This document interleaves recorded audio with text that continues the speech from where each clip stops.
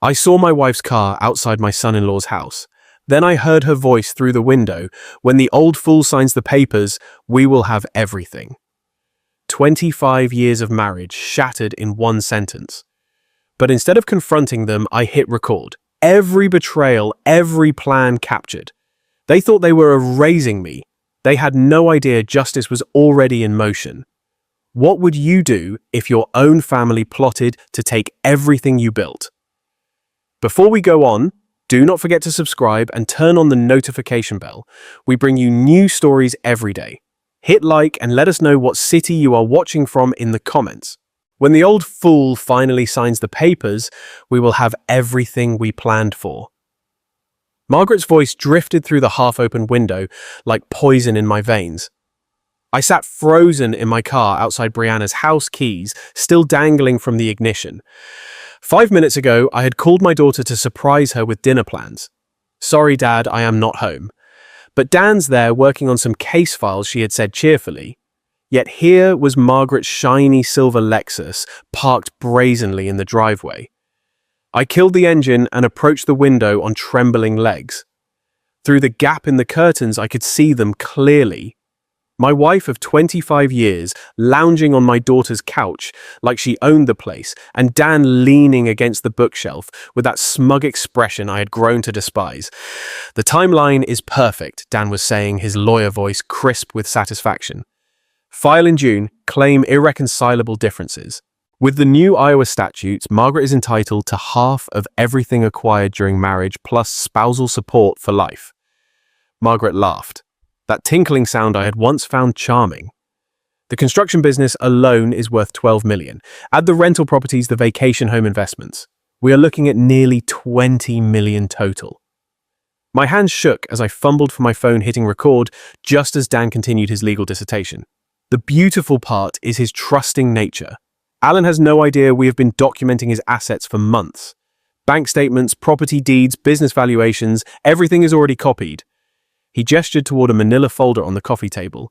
He practically handed us the keys to his kingdom. 2 years of playing the devoted wife, Margaret said, examining her manicured nails, pretending to care about his boring construction stories, nodding sympathetically when he worried about payroll. God, the man actually believes I love him. A twig snapped under my foot. Both of them froze mid-conversation, heads turning toward the window like startled deer. I pressed myself against the brick wall, heart hammering against my ribs, sweat beating despite the April chill. Did you hear something? Margaret's voice carried a note of suspicion. Probably just the neighbor's cat, Dan replied after a pause. You are paranoid. Can you blame me if Alan discovered this before we are ready? He will not. The man could not spot a conspiracy if it wore a neon sign. Dan's laughter held nothing but contempt. By September, you will be divorced, wealthy, and free to do whatever you want with whoever you want. I forced myself to stay hidden until their conversation resumed, my phone capturing every venomous word. When I finally crept back to my car 15 minutes later, my entire world had shifted on its axis. 25 years of marriage reduced to a legal strategy session between my wife and son-in-law. The folder on that coffee table haunted me. Months of planning, documentation, preparation. While I had been working 16-hour days to build our future, they had been systematically mapping its destruction. I sat in the driver's seat, staring at my hands wrapped around the steering wheel. The same hands that had built a construction empire from nothing, that had provided every comfort Margaret enjoyed, that had walked her down the aisle when her own father refused to attend our wedding. Margaret's voice echoed in my memory. The man actually believes I love him. The worst part, until 30 minutes ago, I absolutely did. The front door opened just as I reached for my car keys. Margaret emerged first, her designer handbag swinging casually at her side, followed by Dan adjusting his tie with practiced precision. Neither expected to find me sitting in my Honda, and the shock registered on Margaret's face like a slap. Alan. Her voice climbed an octave. What are you doing here? I forced my expression into something resembling normal, though my pulse thundered in my ears. 25 years of marriage had taught me to read her moods, but apparently she had been acting the entire time. Just finished a job site inspection nearby. I lied smoothly, climbing out of the car. Thought I would stop by and see Brianna. Dan stepped protectively closer to Margaret, his lawyer instincts kicking in. Those pale grey eyes studied my face with uncomfortable intensity, searching for cracks in my story. "She is not here," Margaret said quickly. I was helping Dan organize some legal documents for a client." The lie rolled off her tongue with practiced ease. How many lies had I swallowed over the years without question? "Oh," I kept my voice light, conversational. "I thought you would be at work until 6 o'clock today. Did you not mention something about the Henderson proposal this morning?" A flicker of panic crossed her features. "I left early. Headache. Sorry to hear that." I turned to Dan with manufactured friendliness. "Working on an interesting case asset division," he replied without thinking, then caught himself. "For a divorce client, very complex financial situation." The irony would have been amusing if it were not destroying my life. Margaret's eyes darted between Dan and me, calculating. "How long have you been here, Alan?" "Just pulled up." "Why?" "No reason." But her smile looked painted on. "You seem tense. Everything okay?" The woman who had plotted my financial ruin for months was asking about my well-being. I almost laughed. "Long day, you know how it is." I gestured toward Dan. "Do not let me interrupt your work session." "We were just finishing up," Dan said, his hand settling possessively on Margaret's lower back. The gesture seemed automatic, intimate. How long had that been happening? Good timing, then. I pulled out my phone to check the time, making sure they could see the device. Neither reacted, but I caught Dan's eyes lingering on the screen. "I should head home anyway. Dinner will not cook itself." Margaret's laugh sounded forced. "I will be along shortly. Just need to wrap up a few things here. Take your time." I opened my car door, then paused as if remembering something. "Oh, Margaret. Dr. Patterson's office called about rescheduling your physical. Something about a conflict with your work schedule." Her face went blank for a split second, the look of someone whose lie had been exposed. Then she recovered with impressive speed. "Must be a mix-up. I will call them later. No worries, these things happen." I slid into the driver's seat, heart hammering. "See you both later." As I backed out of the driveway, I watched them in my rearview mirror.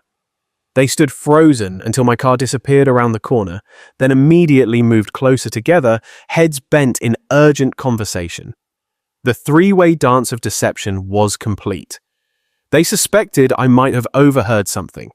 I knew they were planning to destroy me, and all of us were pretending everything was perfectly normal. Margaret would drive home separately, armed with explanations for her early departure from work and her presence at Dan's house. She had probably arrived at a dozen reasonable justifications by the time she walked through our front door, but she did not know about the recording on my phone. 43 minutes of crystal-clear audio that would change everything. I pulled into traffic, hands steady on the wheel for the first time in an hour. The shock was wearing off, replaced by something colder and more focused. They thought they were playing chess with a checkers player. They were about to discover their mistake. The 15-minute drive home passed in a blur of traffic lights and muscle memory. My Honda found its way into our circular driveway without conscious direction past the manicured gardens. Margaret insisted we pay someone else to maintain past the fountain she had commissioned for our 20th anniversary. I sat in the car for several minutes staring at the house I had built with my own hands in 1995. Every board, every nail, every carefully planned detail had been a love letter to the woman who was now plotting to steal it from me. The front door opened into silence that felt different now, not peaceful but hollow. Margaret's presence had always filled these rooms with chatter about her day, complaints about neighbors' excitement over new purchases. Now I wondered how much of it had been performance. The wedding photo on the mantel caught my eye first. December 15th, 1987. Margaret radiant in ivory silk. Me awkward in a rented tuxedo. Both of us glowing with what I had believed was genuine happiness. She had been 22, working as a secretary at Morrison & Associates downtown. I was 37, my construction business finally turning real profit after 10 years of 12-hour days and instant noodle dinners. We had met at the company Christmas party that year. Morrison was a client. I had renovated their offices the previous spring.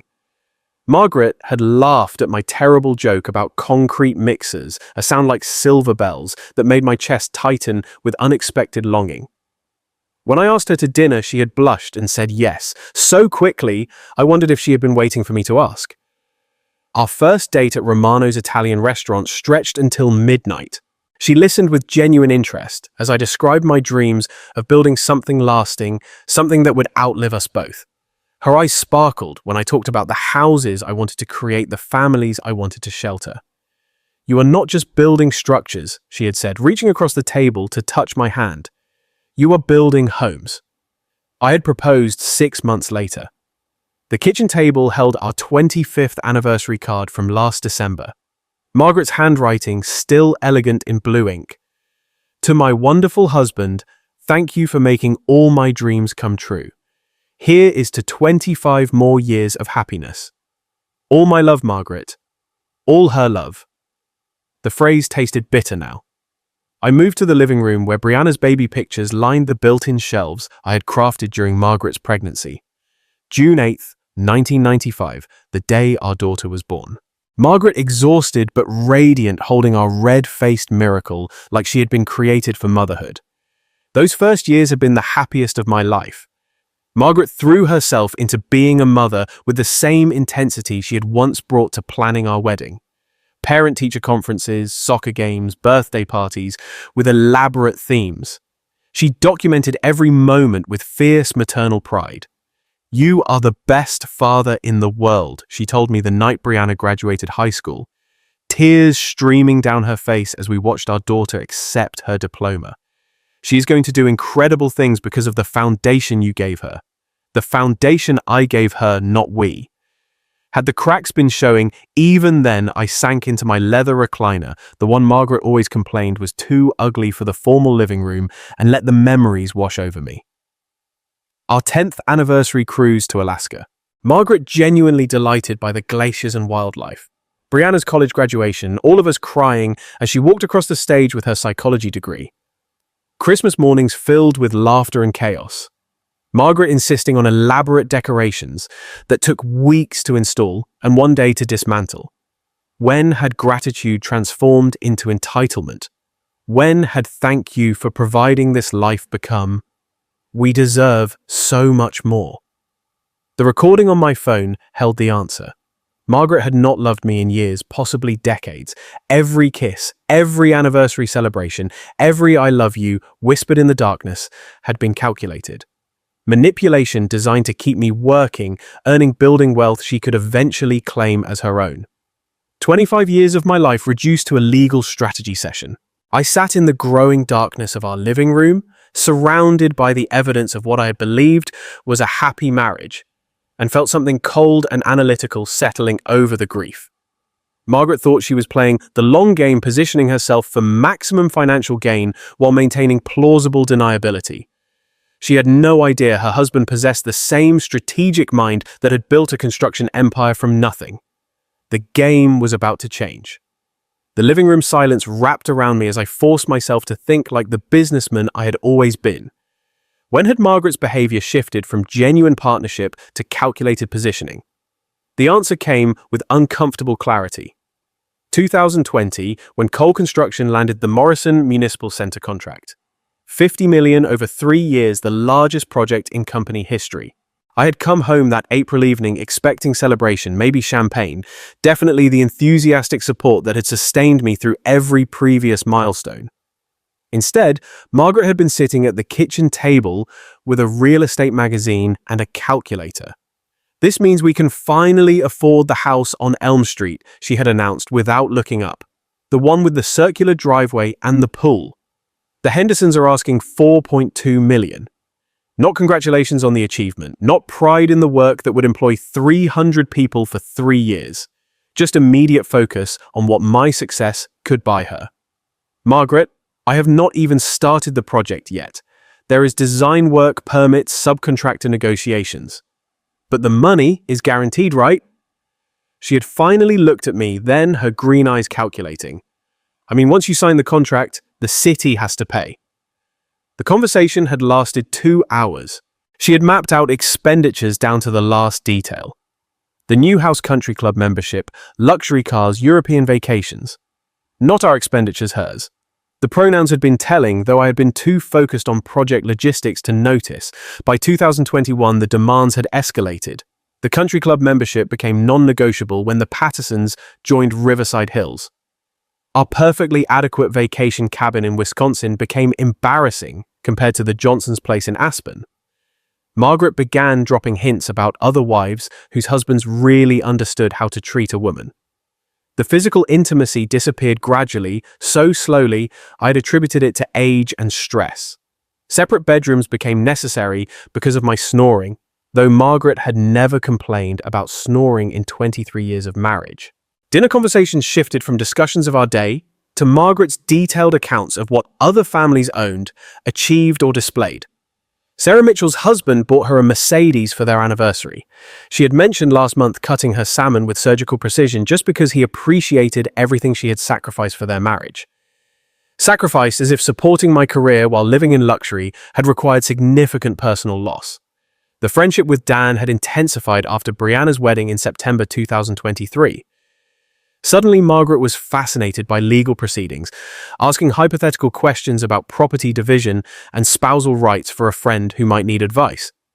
She had started receiving phone calls that sent her to the other room claiming they were book club discussions or volunteer committee meetings. How many of those calls had been conspiracy sessions? I pulled out my phone and replayed segments of today's recording. Dan's voice.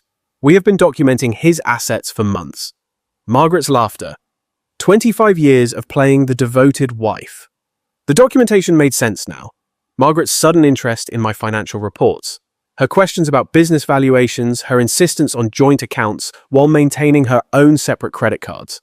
She had been conducting reconnaissance while I had been building the very empire she planned to steal.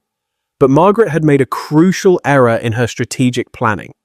She had underestimated the man who built Cole Construction from a single truck and a borrowed toolset. The same analytical mind that had navigated 35 years of construction projects, labor negotiations, and municipal contracts was now focused on a different kind of problem solving. They thought they were playing chess with someone who did not know the rules.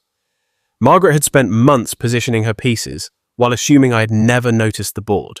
She was about to discover that her husband understood strategy better than she had ever imagined. I stood up from the recliner and walked to my home office where files containing 35 years of business records lined built-in shelves. Tax returns, contracts, partnership agreements, property deeds, everything Margaret thought she had been secretly documenting. But I knew something she did not. The real assets were not in those files. I reached for my phone and scrolled through my contacts until I found the number I needed. Marcus Webb, my accountant, my friend, and the only person who knew about the offshore arrangements I had established years ago for tax optimization purposes. Time to make a call that would change everything. 3 days of methodical research had transformed my home office into a war room. 2 laptops hummed quietly on the mahogany desk I had built 15 years ago. Their screens displaying bank statements, legal databases, and property records. Yellow legal pads covered every surface, filled with columns labeled assets, weaknesses, timeline, and leverage points. I had shaved carefully that morning, put on my best navy suit, and slipped on the reading glasses Margaret always said made me look distinguished. Strange how quickly grief could crystallize into strategy when you had 35 years of business experience to draw from. Marcus Webb had been more helpful than I dared hope. 3 offshore accounts I had established years ago for tax optimization, completely legal, fully documented, but invisible to anyone without forensic accounting skills. Margaret's amateur reconnaissance mission had missed the real treasure. She had been cataloging the visible kingdom while the crown jewels remained hidden in plain sight. But Margaret had been busy too. Her credit card statements told a fascinating story. $47,000 in unauthorized transfers over 8 months funneled to a joint savings account I had never opened. The beneficiary name made my jaw clench. Dan Thompson. They had been positioning themselves as financial partners long before their divorce conspiracy began. Luxury lunches at Riverside Country Club, $300 spa treatments, designer clothing purchases that coincided suspiciously with her book club meetings. Every expense painted a picture of a woman preparing for a different life. The 8th out of 500 Hermed handbags she had bought last Tuesday carried particular irony, given that she had complained about grocery costs just that morning. Dan's vulnerabilities proved even more illuminating. My construction industry contacts had been generous with information about Davenport's most ambitious attorney. The man who planned to steal my fortune was drowning in debt. $180,000 in student loans, an $8,500 monthly office lease, chosen for image over prudence, and a growing reputation for cutting ethical corners when payment schedules got tight. Dan is a sharp lawyer, Jim Morrison from Morrison Concrete had told me over coffee. But he has champagne tastes on a beer budget, owes 3 of my subcontractors nearly $25,000 total, always promises payment next week and then disappears when the bills come due. The State Bar Association's website revealed 2 dismissed ethical complaints in the past year, both involving client fund mismanagement dismissed but documented. In legal circles, even unsuccessful complaints left stains on professional reputations. I leaned back in my leather chair, surveying the intelligence gathered over 72 hours of patient investigation. Margaret and Dan had underestimated their opponent catastrophically. They had seen a trusting husband who worked long hours and rarely questioned household expenses. They had failed to recognize the analytical mind that had built Cole Construction from a single truck into a $12 million enterprise. The phone rang, jarring me from my strategic reverie. Brianna's name flashed on the screen. "Hey, sweetheart." I kept my voice warm. "Normal. How is your day going, Dad? I need to ask you something." Her tone carried the careful neutrality she used with troubled patience. "Is everything okay between you and Mum lately? There has been this weird tension whenever I am around both of you." My hand tightened on the phone. How much did she know? How much had Dan told her about their conspiracy? What makes you ask little things? Mum seems stressed about money, which is strange since business has been so good. And Dan keeps asking weird questions about your company structure, like how the partnerships work and who controls what assets. She paused. "It feels like they are fishing for information, but I cannot figure out why." Fishing for information. My daughter's psychology training had detected the predatory behavior her mother and husband thought they had hidden. "Probably just curiosity about how the business world works," I said carefully. "Your mum has always been interested in financial security." "Maybe," but Brianna did not sound convinced. "Dad, if something was wrong, I mean really wrong, you would tell me, right?" The question hung between us like a loaded weapon. Tell her what? That her mother was planning to destroy me financially, that her husband was orchestrating the whole conspiracy, that the family she had trusted her entire life was built on lies. "Of course, sweetheart, but everything is fine. Just the usual business pressures. Have you ever sensed hidden tensions at home where small words or actions revealed a truth no one wanted to face? Share your experience in the comments and type the number 1 if you understand that silence." After we hung up, I sat staring at my research notes. Dan had been pumping my daughter for information about my business structure. The scope of their intelligence gathering operation was broader than I had realized. Time to make sure they got exactly the information I wanted them to have. I was still processing Brianna's warning about Dan's fishing expedition when my secure phone line rang. Sarah Chen, my accountant for 12 years, her voice crisp with professional efficiency. "Alan, I've got the asset protection documents ready for signature. When you mentioned wanting to update estate planning, I took the liberty of researching optimal structures." A pause. This is about more than estate planning, is it not? How perceptive of you. 28 years in forensic accounting teaches you to read between the lines. Should I ask what kind of threat we are protecting against the domestic variety? Sarah's silence spoke volumes. She had handled 3 divorces for my construction crew supervisors. She knew the landscape. "I will have everything ready by noon," she said. "The business assets will be completely insulated from any personal legal action. Whoever is planning to take a run at your personal finances will not even see the real money." By 10 o'clock in the morning, I was sitting across from Tom Bradley, president of First National Bank and my golf partner for 15 years. The mahogany conference room smelled of coffee and leather. Familiar territory where I had negotiated dozens of construction loans. "Account security review," I said, sliding documents across the polished table. I need all joint access points verified and temporarily frozen pending identity confirmation. Tom's eyebrows rose slightly. This is comprehensive, Alan. Every joint account, credit line, and automatic payment system. Every single one, may I ask? You may not. But I smiled when I said it. How long for the security holds to take effect? Immediately upon your signature, all account holders will receive notification that access requires in-person verification with photo identification and secondary documentation. Tom studied my face. This is going to inconvenience Margaret significantly. I'm counting on it. The security holds activated at 11:47 in the morning, just as Margaret was sitting down for her weekly lunch at Riverside Country Club with 3 other construction wives. My phone buzzed with the first declined transaction at 12 o'clock, 3 minutes in the afternoon. I was reviewing contractor bids when Margaret's panicked call came at 12 o'clock 50 in the afternoon. Alan, something is wrong with our accounts. My card was declined at lunch, and when I called the bank, they said there is a security hold. Do you know anything about this perfect innocence? No mention of the joint account with Dan's name. No acknowledgement of the missing $47,000. No admission that she had been moving money without my knowledge. Security hold. That sounds serious. Did they say what triggered it? Something about verifying identity and account access. It is embarrassing, Alan. I am sitting here with Linda and Susan and Janet, and I cannot even pay for my own lunch. The distress in her voice was genuine, not because her conspiracy was threatened, but because her social status had been publicly compromised. After 25 years of marriage, I knew Margaret's priorities. I will call Tom Bradley immediately, I assured her. We will get this sorted out. But I did not call Tom. Instead, I drove to the construction site where my crew was pouring foundation for the new medical center. The familiar sounds of machinery and worker voices felt grounding after 3 days of financial warfare.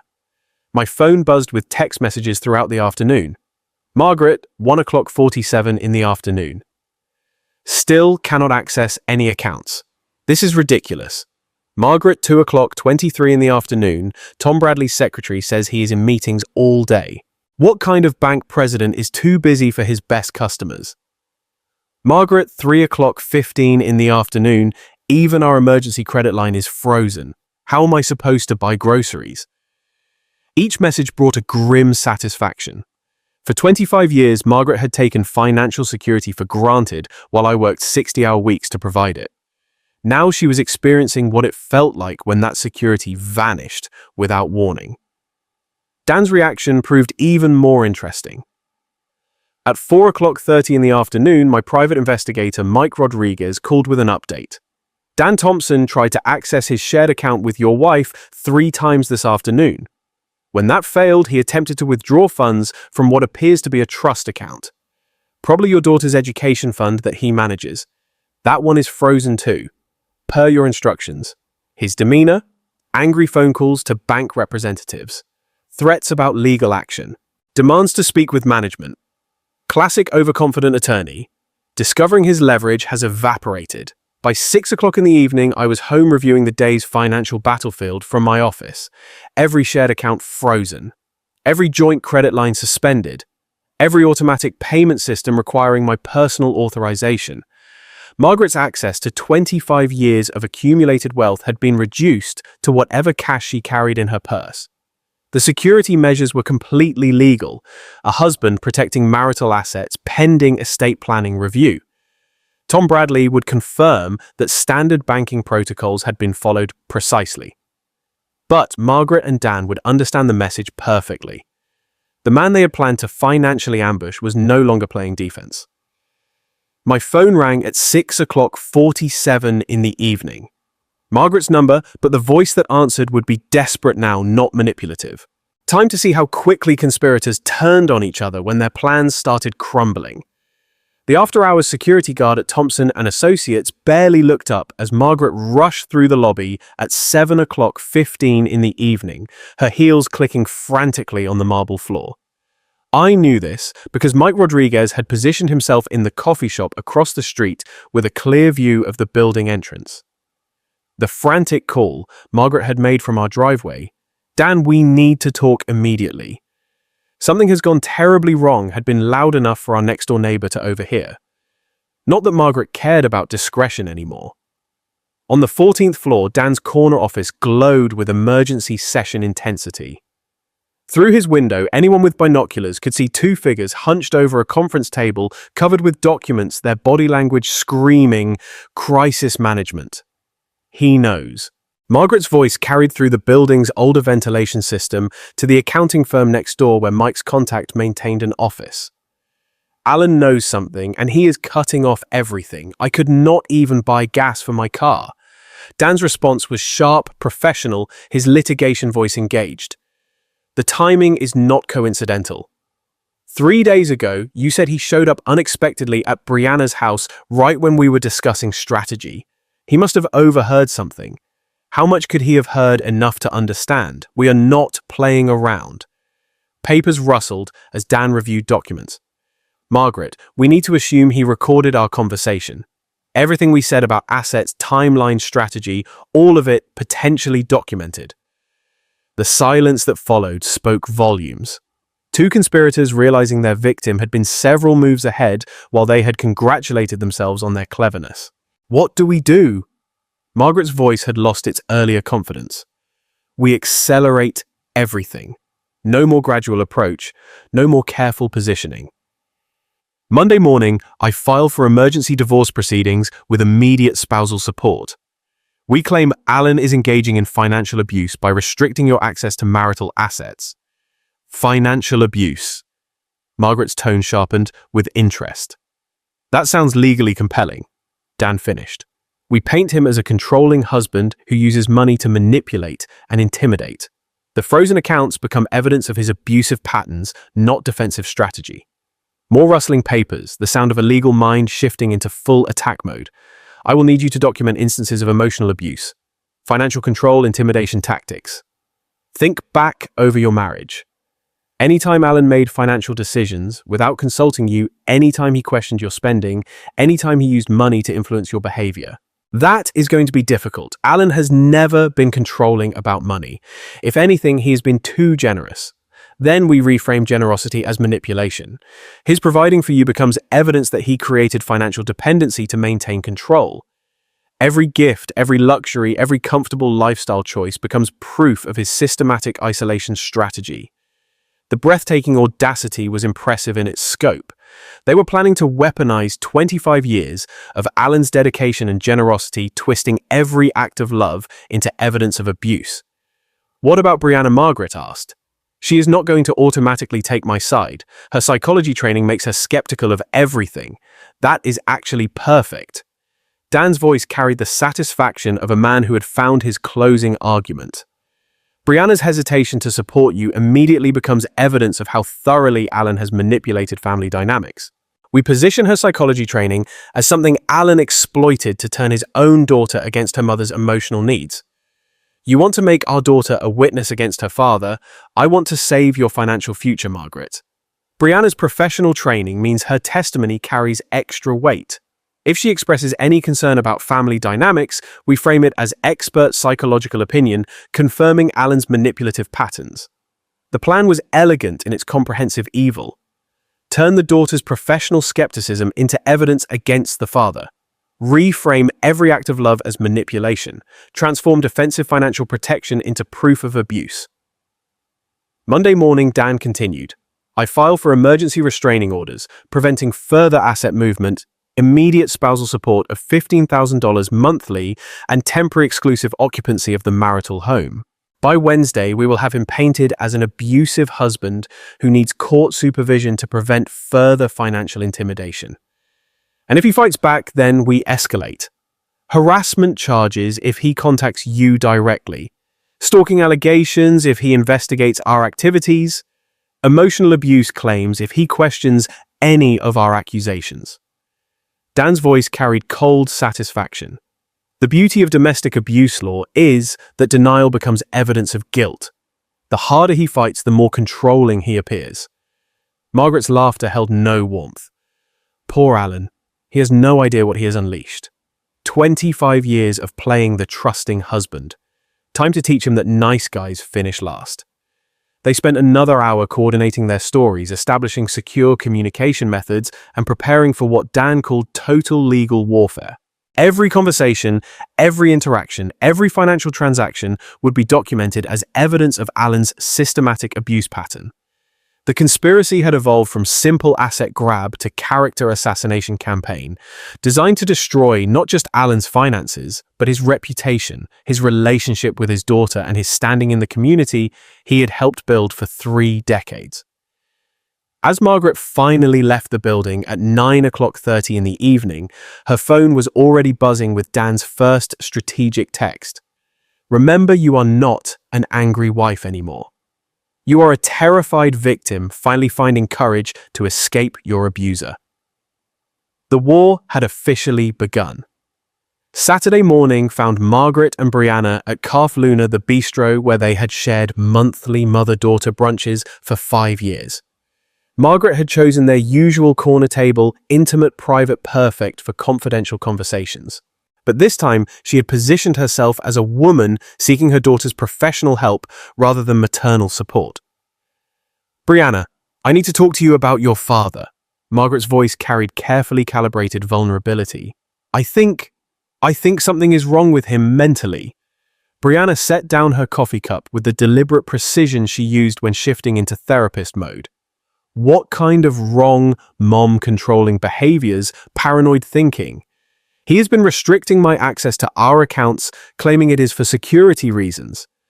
But Margaret let her voice trail off, allowing her daughter's imagination to fill the blanks. "How long has this been going on? Months, maybe longer.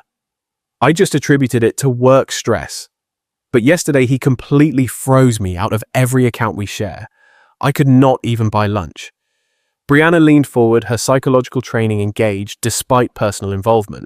"Mum, financial control can be a form of domestic abuse, but it can also be legitimate financial management during business transitions or legal concerns." What is Dad's explanation? The question was too direct, too professionally neutral. Margaret had expected emotional support, not clinical analysis. "He claims it is routine account security, but Brianna, I have been married to him for 25 years. This is not routine. This is punishment for something. Punishment for what Margaret hesitated.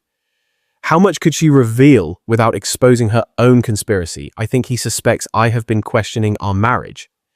Maybe he is trying to intimidate me into staying." "Mum." Brianna's voice carried the patience of someone who had spent years treating manipulative patients. "Are you telling me Dad is financially abusing you to prevent divorce, or are you telling me you are considering divorce and Dad is protecting assets?" The distinction cut too close to truth. Margaret shifted tactics. "I am telling you that your father has been exhibiting concerning behavioral changes. And as a psychologist, I thought you might have insights about what is happening. As a psychologist, I would say that major behavioral changes usually have identifiable triggers. What happened 3 days ago that might have caused Dad to suddenly restrict account access?" Margaret's mind raced. Brianna was too well trained to accept emotional manipulation without evidence. Every question revealed the gaps in Margaret's victim narrative. "I do not know what triggered it. That is what scares me." But Brianna was studying her mother's face with clinical detachment, reading micro-expressions and verbal inconsistencies with professional skill. "Mum, are you asking for psychological advice, or are you asking me to take sides in a marital conflict?" The blunt question shattered Margaret's manipulation strategy. Her daughter was not going to provide the emotional support that would validate her victim narrative.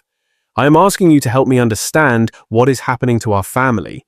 Then I suggest you have an honest conversation with Dad about his concerns instead of asking me to psychoanalyze him based on your interpretation of his behavior." Margaret left the cafe 20 minutes later, furious at her daughter's professional detachment and worried about the implications. If Brianna refused to automatically support her mother's claims, the victim narrative would collapse under professional scrutiny. Meanwhile, 40 meters away at Cole Construction's headquarters, I was receiving intelligence that would reshape the entire battlefield.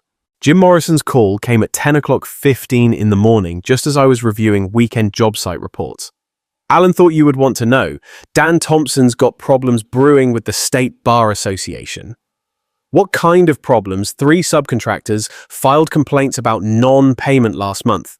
Dan collected fees from his client but never distributed payments to the trades. Classic trust account violation if they can prove it. I set down my coffee mind, immediately calculating the implications. How serious? Serious enough that the Bar Association scheduled a hearing for next week. Dan's scrambling to find $23,000 to make the subcontractors whole before the investigation concludes. $23,000, the exact amount Dan owed according to my research. Jim, would those subcontractors be willing to discuss their experience with Dan Thompson if someone from the construction community reached out? Absolutely. These guys are furious. Dan Thompson promised payment for 6 months, always had excuses, always blamed delays on his client or court procedures. They are small operators who cannot afford to absorb those losses. I spent the next 3 hours making strategic phone calls.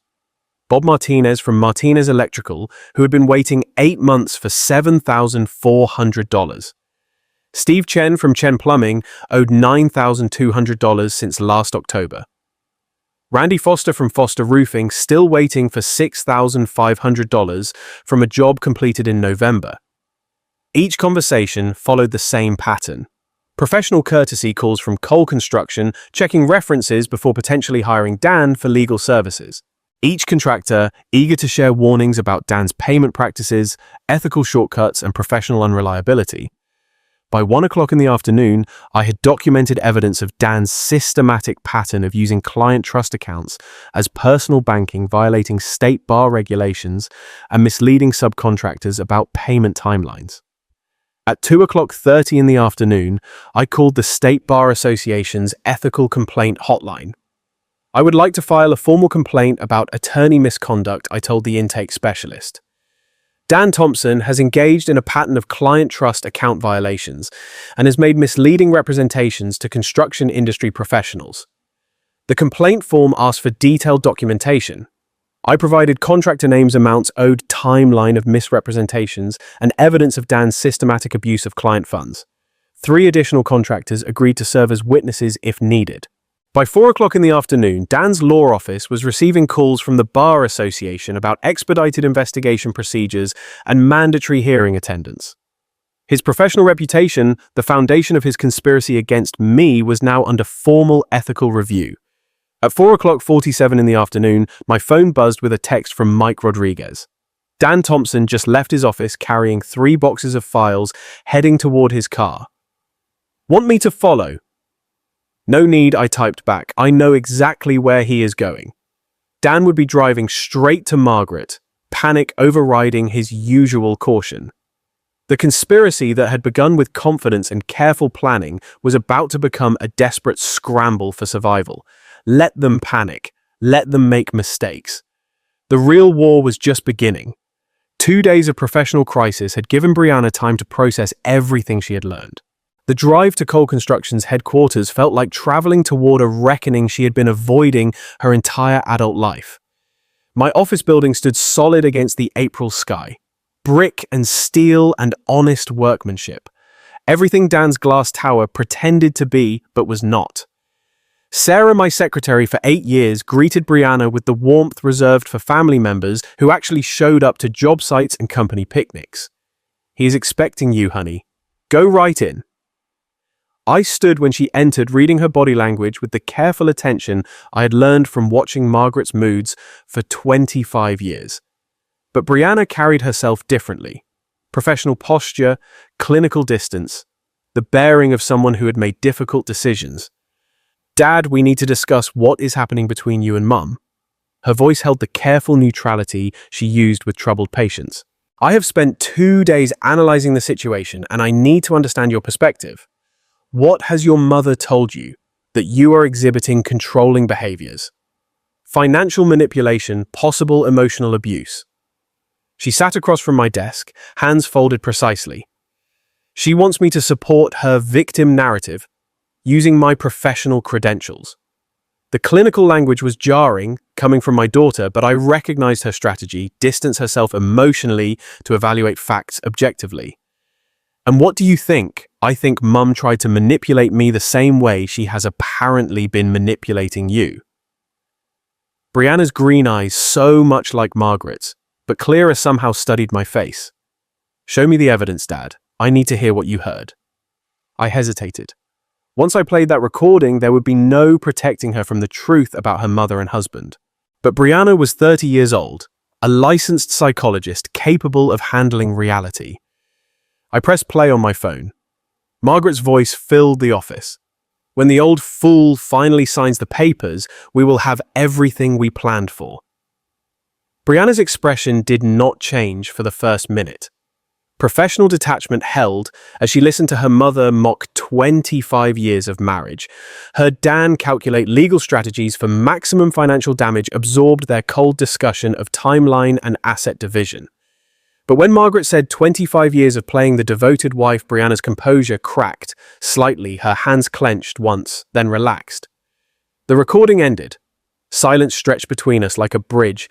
Neither wanted to cross first. "How long have you known?" she asked. "Finally, 6 days. I overheard this conversation at your house last Tuesday. And you have been, what? Building a defense strategy while pretending everything was normal, something like that." She leaned back in her chair, processing. "Mum asked me to evaluate your mental state. She wanted me to provide professional opinion that you were exhibiting abusive patterns.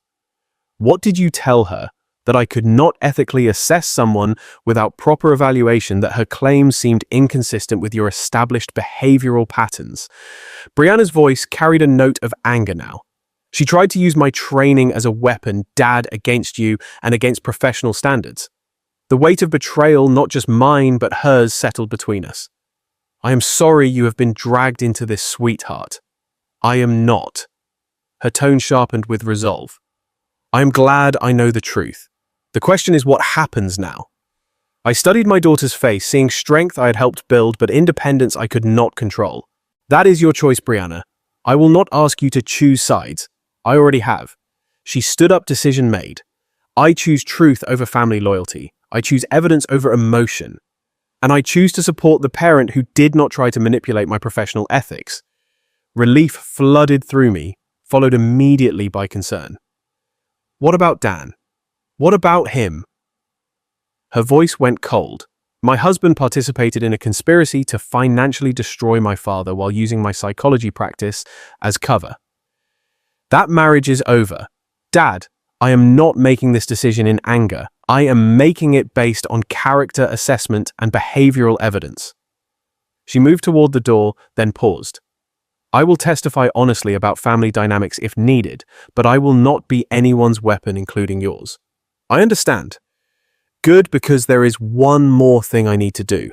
She left my office with the determined stride of someone who had found moral clarity in a situation designed to destroy it. 20 minutes later, she would be walking into her own home to confront the man who had betrayed not just me, but the professional ethics she had spent years building. I sat alone in my office, surrounded by the evidence of 35 years of honest work, and felt something I had not experienced since this nightmare began: hope that truth might actually matter. Brianna's key turned in the lock at 7:30 in the evening, and Dan's startled expression revealed he had not expected her home early. He sprawled on our living room couch, legal documents scattered across the coffee table, a half-empty whiskey bottle within reach. "We need to talk," I announced, setting my purse down with deliberate precision.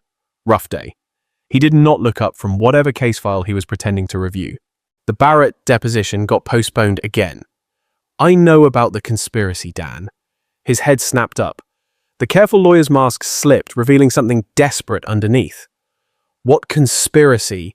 The one where you and my mother planned to financially destroy my father while using my psychology credentials to support false abuse allegations."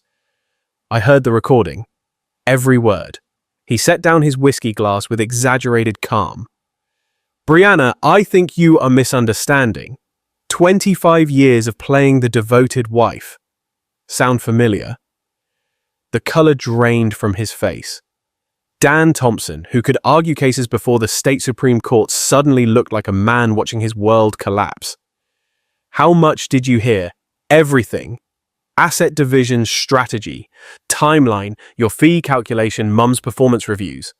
I sat across from him, maintaining professional distance.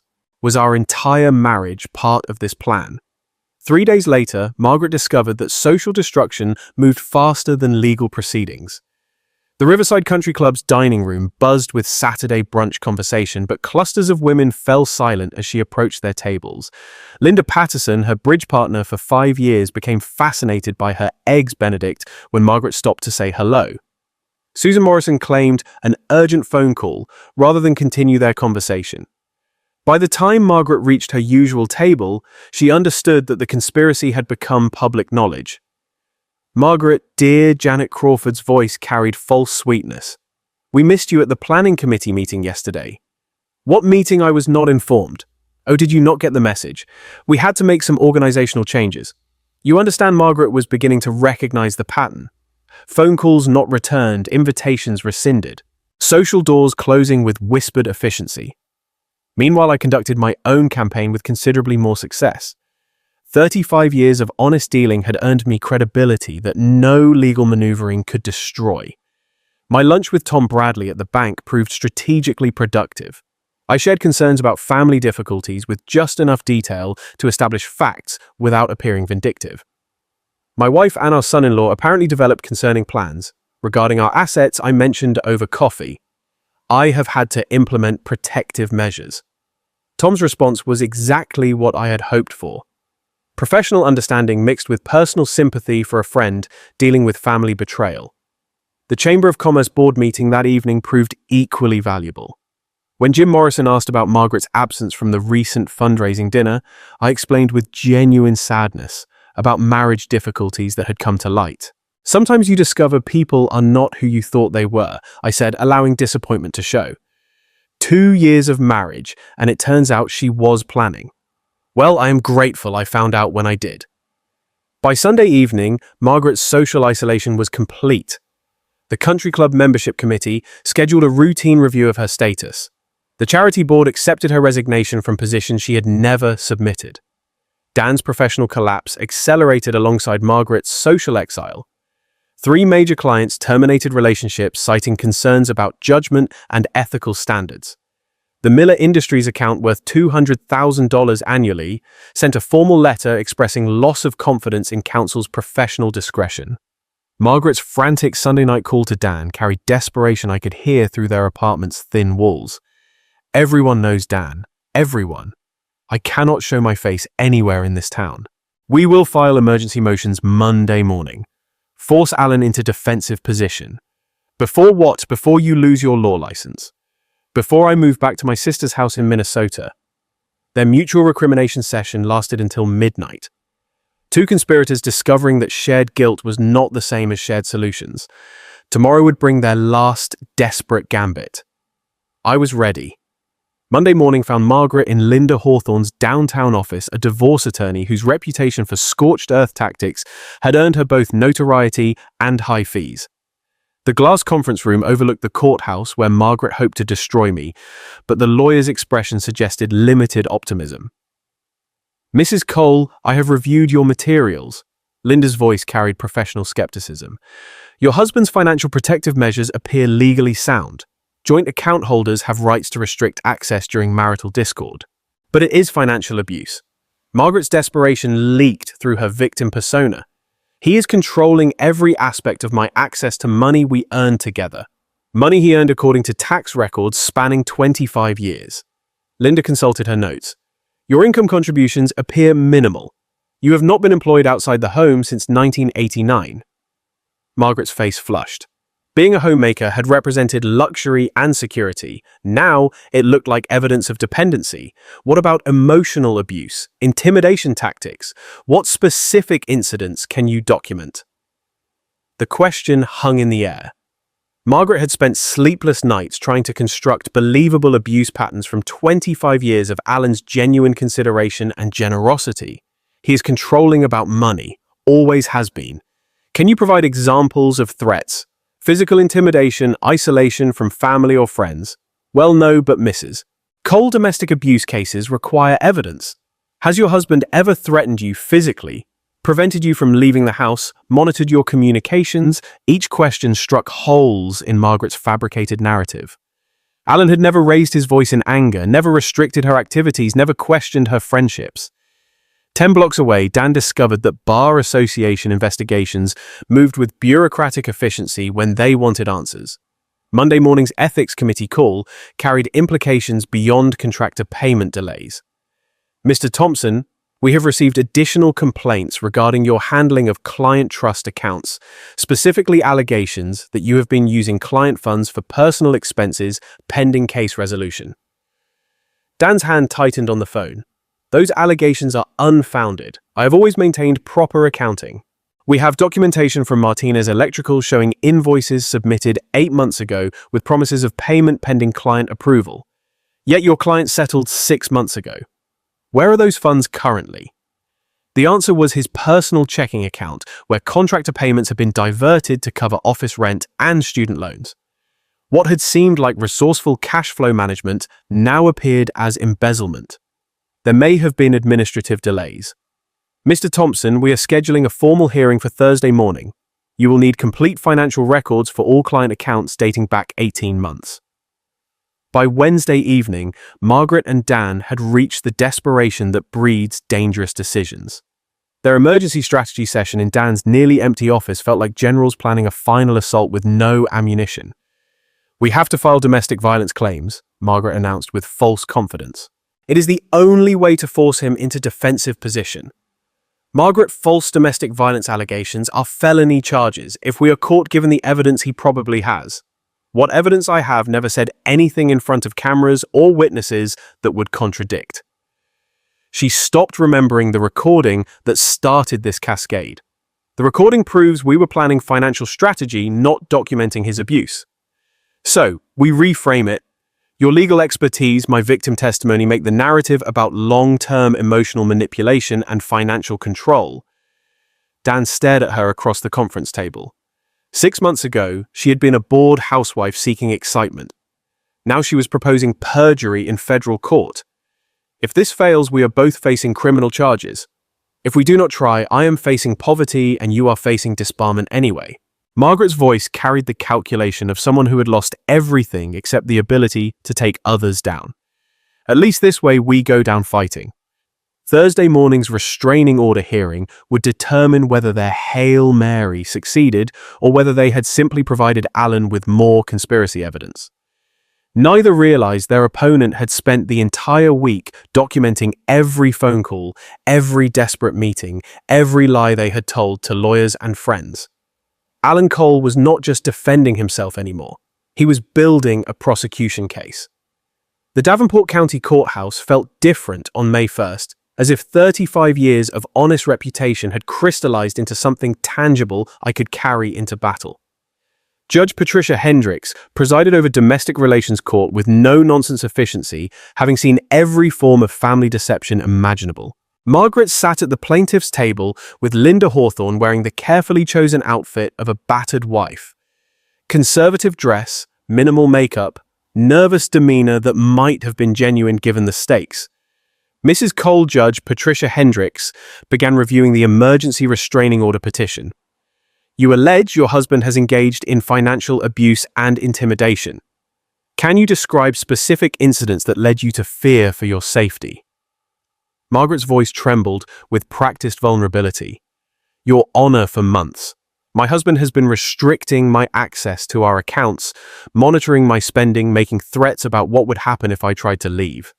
What kind of threats, Mrs. Cole? Financial threats. That I would be left with nothing. That he would use his business connections to destroy my reputation.